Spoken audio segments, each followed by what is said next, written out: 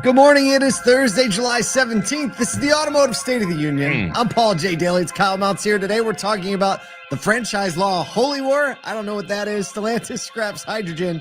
And a really interesting pop-up concept that we think all retail dealers should be paying attention to. Everybody should be thinking about.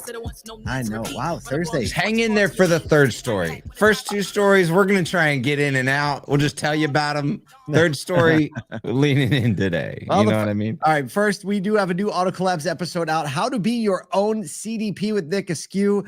Available now on podcast platforms, streaming on social media at 12:30 this afternoon. So if you want to check this out, let me just say this conversation. Nick is one of the smartest people I know. And when Kyle is like, Nick is one of the smartest people he knows, that's what I know. I really know. Look, there's a whole element of this podcast that is like so floating above the stratosphere. It's almost frustrating. And even the pre-conversation and post-conversation, we're like, even the next level up things that he can't talk about publicly yet. Nick, oh my goodness. And I mean, if just show up, the accent alone is worth showing up for. I can't handle it. Accent alone is worth the price of admission. I need an accent. You could just, you can have Midwest. One. It's brutal. Yeah. So you could just search Auto Collabs on your favorite podcast platform, or just check out, LinkedIn Live, 12:30 p.m. and you can watch it live and in the comments, say a few things. We have a new ASOTU Edge webinar coming up with Connected Dealer Services on August 6th at 2 p.m., a few weeks away from that, talking about driving loyalty with data, how connected vehicle tech is powering the service drive. This is a topic that more and more service drives are going to be paying attention to, how you get real-time data on what's happening in your consumer's car. So you don't send them that little mailer that says your oil change is due and it's not due, and they think you're trying to rip them off. Let's try to avoid those things. So you can go to ASOTU.com and just right there toward the top of the page, you can sign up to be there live or get the recording and all that stuff. Right. All right. This first story is the kind of the thing where like two of your good friends like have a little beef with one another all of a sudden. You don't know where it came from. So surprise us a little bit. I know. The Alliance for Automotive Innovation has called on the Department of Justice to review state franchise laws, sparking a fierce response from NADA and highlighting longstanding tensions between OEMs and dealers. The Alliance is arguing that some franchise laws create unnecessary costs, ultimately hurting consumers and competitiveness. The letter's targeting laws restricting new dealership locations, like when dealers push back on new points in their market, and third-party time guides for warranty work. So basically, how long it takes or how long a service department can bill out for a warranty job. NADA President Mike Stanton labeled it a, quote, broadside attack and called for an unified defense of the franchise model. Don Hall, our friend, CEO of Virginia Auto Dealer Association, said, quote, if there is such a thing as a holy war in the franchise world, it's a holy war. In response to the backlash, our other friend, John Pizzella, president of the Alliance, clarified, quote, we support the dealership franchise model, period, full stop. Sounds like we need to have a conversation together. It sounds like we just need to get everyone in a room over a cup of coffee or tea and just hash this thing out, because maybe bourbon. I've had enough conversation with all of these parties to know, like, everybody believes in the franchise model. Everyone wants to make sure the OEMs are supported and loved across consumers and dealers.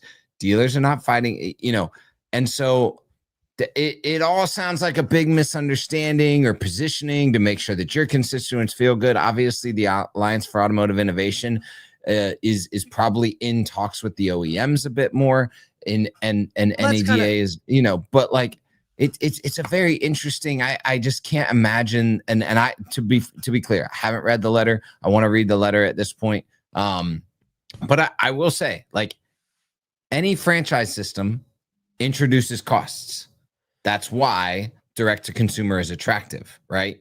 The question is there a cost benefit for consumers? And I would state that there is, because the dealer is closer to the consumer. So there are a lot of dynamics to this. I didn't read the letter. I read the whole article though. There's an element of the Alliance is an advocate of the OEMs. NADA is an advocate of, as we know, the retail dealer network. Yep. So the Alliance does have a pressure and obligation to represent some of the things the OEMs are saying. Hey, we need to do this. We need to deal with this. Warranty, right? Cutting warranty costs is a big part, right? But retail dealers are saying actually they should pay the same warranty hour rate. Like the job doesn't get shorter. Yep. Because a retail customer isn't paying for it. So things like that. So there's obviously pressure coming from both sides we don't understand. Brian Maas is also a California Auto Dealer Association president, also our friend. He said in there, the franchise auto dealer system has proven just through basic capitalism that it is the best way to serve the retail consumer. And yeah, for sure. VinFast and Polestar originally thinking direct to consumer and saying, you know what, actually the best way to deliver this and the way consumers want it is through the franchise model. So, Scout also, it's additional context. Scout, you know them. They sent a letter to the same DOJ, office. So they're trying to like do the same thing. So there's like, there's a little bit of things going on. So I'm thankful that John Bozzella, and I'm very thankful for Mike Stanton and how like they lead, and hopefully they can come to terms on this and understand. Like, we had these guys don't hate each other, right? We literally had them standing in an interview next to each other a few months ago, and they were talking for like half an hour before that. They're working together. I think that they're just making sure that they're protecting all sides, and this is the balance of power that I think auto needs from that type of perspective, and the balance of power that will still keep Scout from getting into this. Oh man, it will. I'm just ready for Scout to answer a call, from someone. Scout, sounds like they won't even have you on. Come on, Scott. Come on, you can do it. You can do it. Just come hang out. It'll happen. It'll happen. Yeah. Speaking of it'll happen. Stop. Segue. Time. Much like that. Let's just get out of that one. Let's get out. Stellantis is backing away from hydrogen-powered vehicles, shelving its full fuel cell van program as infrastructure and economic realities dim the tech's near-term future. The automaker is no longer going to launch its hydrogen-powered Pro 1 vans originally planned for France and Poland. Stellantis cited poor infrastructure, high costs, and low midterm viability for light-duty hydrogen vehicles. R&D resources are going to be redirected toward electric and hybrid vehicle development. No surprise there. Staff at impacted plants will be reassigned, and the company is reassessing its stake in hydrogen joint venture Symbio. They have a joint venture with a company called Symbio.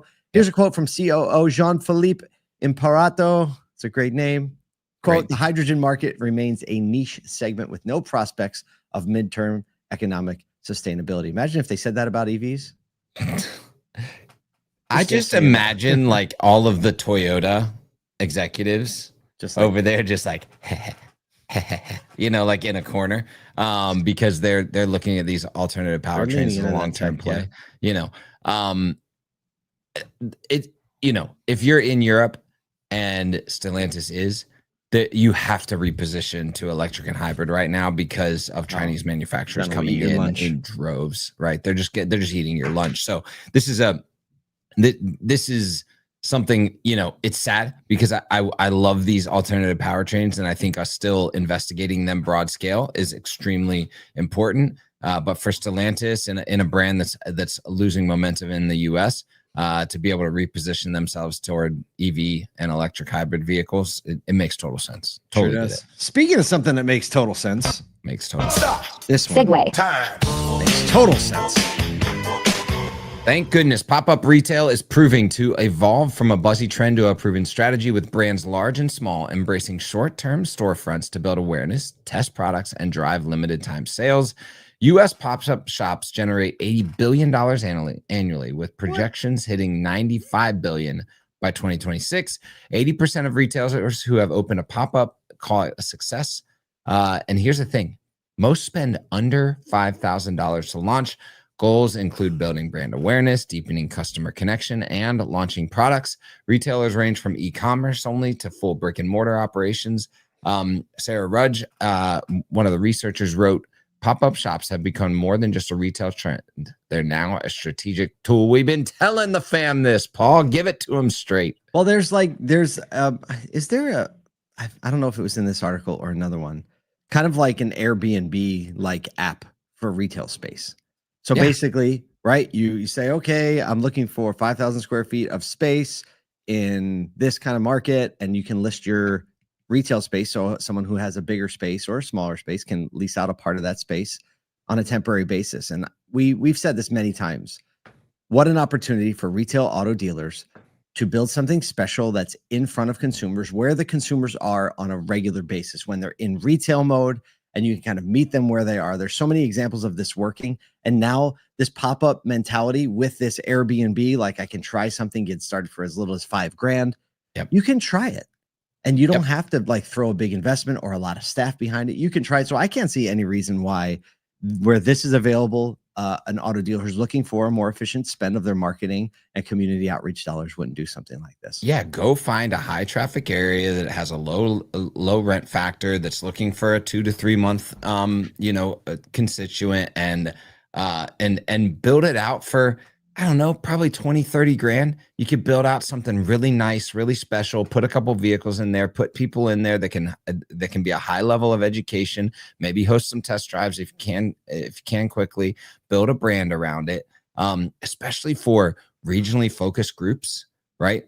That are, let's say you got 5 or 6 stores in a city, bring all those brands together in a single element. Who cares about co-op? Like, swim in the stream, be where people are. He said, who cares about co-op? That's what we should title the name of this show.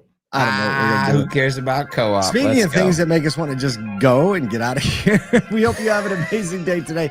Look, whatever it is, there's conflict out there, but you can do one thing: pay attention to the people, serve the needs of the people, and I think things will be a lot better. We'll see you tomorrow.